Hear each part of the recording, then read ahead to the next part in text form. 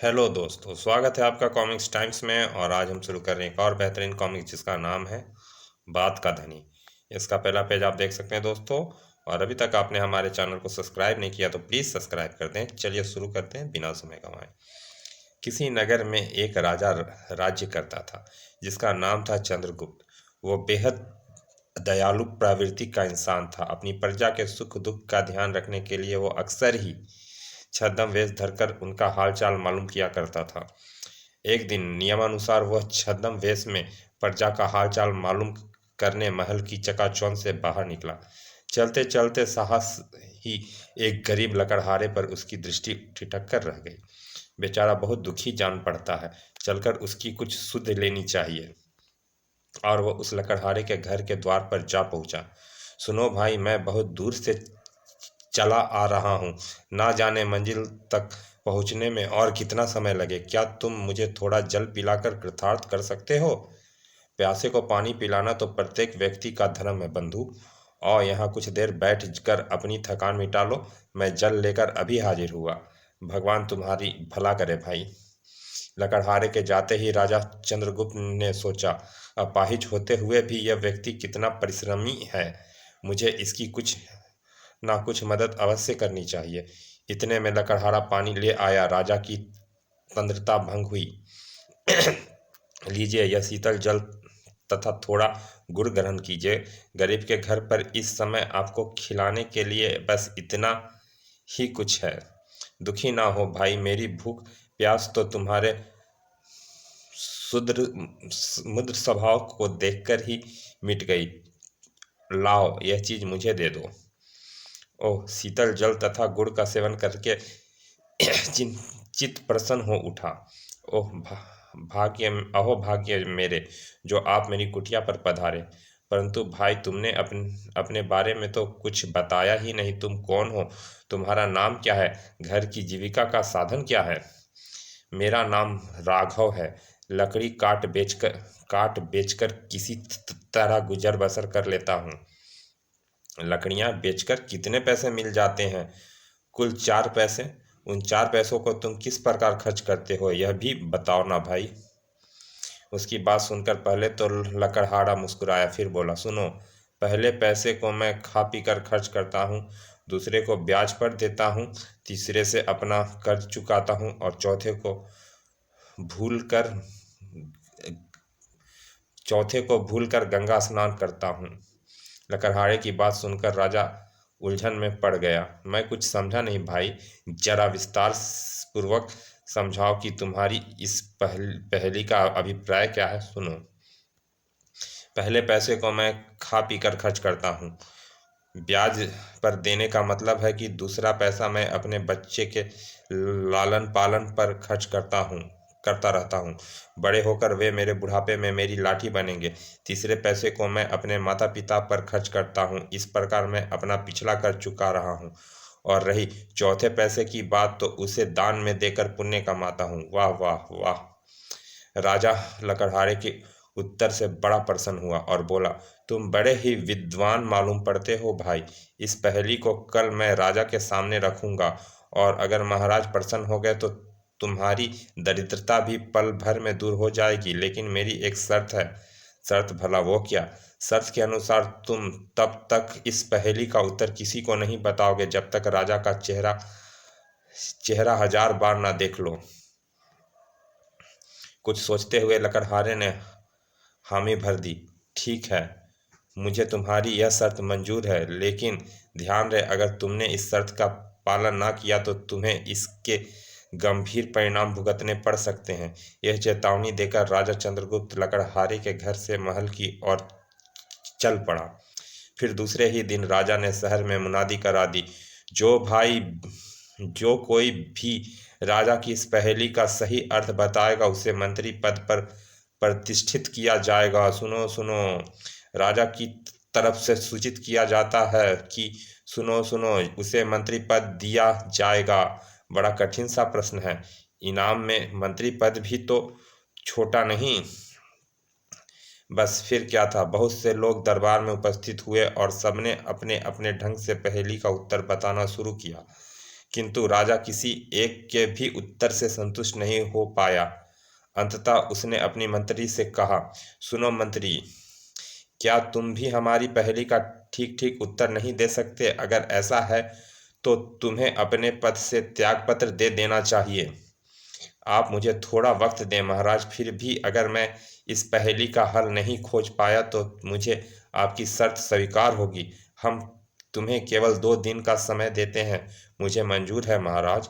महल से निकलकर महामंत्री सारा दिन राजा की पहेली का अर्थ ही सोचने में डूबा रहा, यहाँ तक कि खाना पीना भी भूल गया। चलकर भोजन कर लीजिए स्वामी। नहीं प्रिय, आज मुझे भूख नहीं है। महामंत्री को परेशान देख उसकी पत्नी रु, रु- चारुलता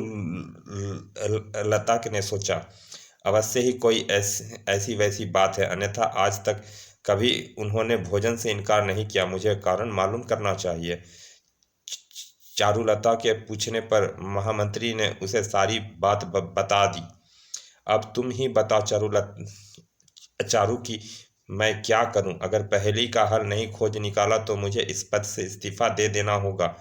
ओह, केवल इतनी सी बात के लिए आप इतने परेशान हैं? अगर आप चो, चोस्ट आप चेष्टा करें तो इस मुसीबत से बच सकते हैं। वह कैसे प्रिय?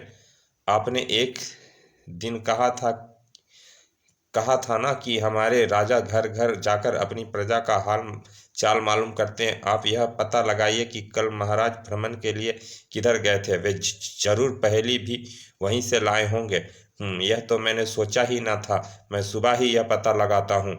ईश्वर ने चाहा तो आप पहेली का हल ढूंढने में अवश्य ही सफल होंगे। इस प्रकार महामंत्री अगली सुबह राजा के मुख्य सलाहकार से इस लकड़हारे के गांव का पता लेकर वेश बदलकर वहां जा पहुंचा। सुनो मुसाफिर हूँ, क्या थोड़ा अन्न जल मिलेगा? हाँ हाँ, क्यों नहीं भाई, मैं अभी लाई। थोड़ी देर बाद। तुम्हारे पति दिन भर में कितना कमा लेते हैं बहन? 2 रुपए हमारी गुजर बसर अच्छी हो जाती है। पर तुम ऐसा क्यों पूछ रहे हो? महामंत्री ने उसे बहाना बनाकर उसी प्रकार जगह जगह वही प्रश्न करता घूमता घामता अंततः उसी लकड़हारे के घर जा पहुंचा और उससे भी वही सवाल किया, क्यों भैया, तुम लकड़ियां बेचकर भर में कितना कमा लेते हो? 4 पैसे। उसका उत्तर सुनकर महामंत्री ने उत्सुकता से आगे पूछा, और उन्हें खर्च कैसे करते हो? लकड़हारे ने वही बात उसे भी बताई जो वह पहले ही राजा चंद्रगुप्त से कह चुका था।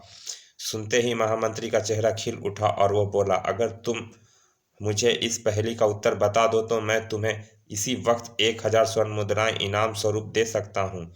लकड़हारा लालच से भरा उठा, परंतु राजा को दिया गया वचन के याद करते ही वह उदास हो उठा। ओह, काश मैंने ऐसा कोई वचन ना दिया होता। शायद मेरी किस्मत में 1000 स्वर्ण मुद्राएं है ही नहीं।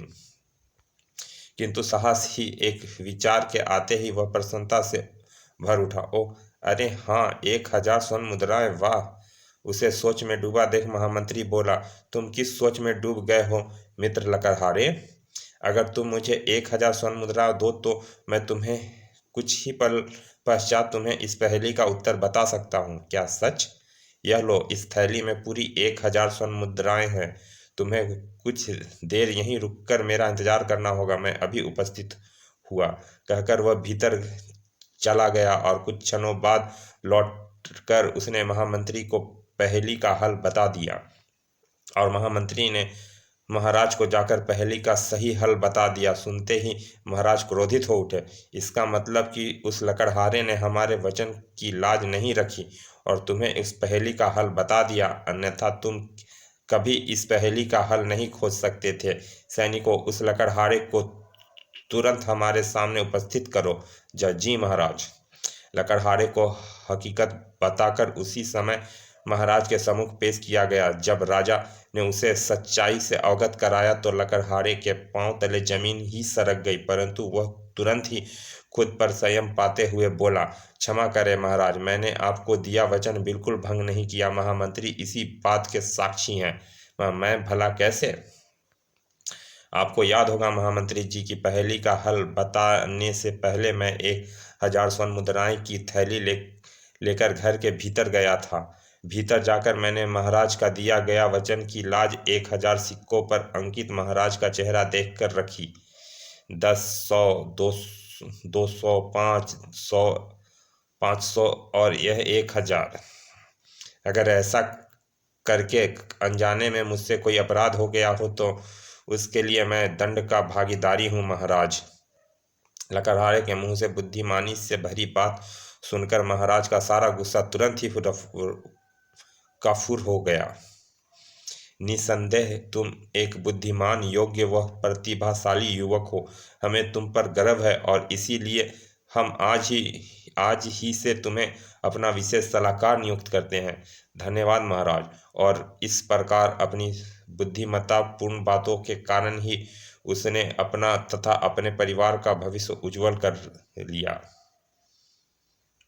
चलिए दोस्तों, यह कॉमिक्स छोटी सी कहानी है, यहाँ पे यह कहानी ख़त्म होती है। मिलते हैं फिर ऐसे ही किसी अच्छे से कहानी में। तब तक के लिए, अभी तक आपने हमारे चैनल को सब्सक्राइब नहीं किया तो प्लीज़ सब्सक्राइब कर दें। चलिए शुरू करते हैं, समाप्त करते हैं इस कहानी को। और मेरे थोड़े बहुत शब्दों को नज़रअंदाज कर दिया करें दोस्तों। चलिए मिलते हैं फिर किसी अच्छे से कहानी से के अच्छे से भाग में। तब तक के लिए धन्यवाद, विदा।